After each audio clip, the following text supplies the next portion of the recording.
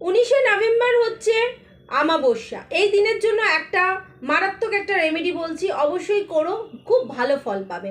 যাদের জীবনে প্রচণ্ড ঝড় ঝামেলা, কোনো দিকটাই তোমরা সুস্থভাবে করতে পারছো না, কোনো জিনিসটায় মন স্থিরভাবে করতে পারছো না, বা জীবনটা পুরো অগোছালো হয়ে গেছে, অবশ্যই তাদের জন্যই এই রেমেডিটা। কি করবে?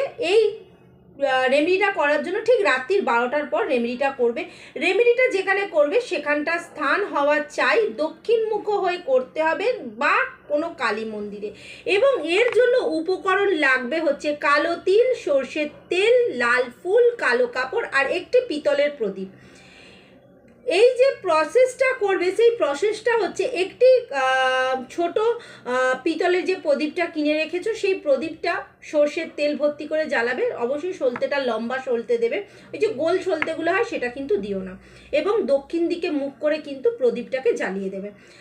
এরপর সামনে প্রদীপের সামনে একটা বাটি রাখবে, বাটিতে কালো তিল এবং লাল ফুল রেখে ওম ক্রিং কালিকায় মহাকালিকায় নমঃ এই মন্ত্রটি 108 বার জপ করবে।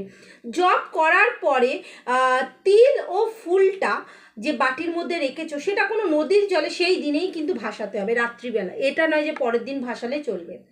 বা যদি অনেক দূরে নদী বা পুকুর বা গঙ্গা যদি দূরে থাকে, অবশ্যই বাড়ির সামনে দেখবে যদি অশ্বত্থ গাছ থাকে, অশ্বত্থ গাছেতে দিয়ে দেবে, এতেও তোমরা ফল পাবে। এরপরে তোমাদের জীবনে কি আসবে?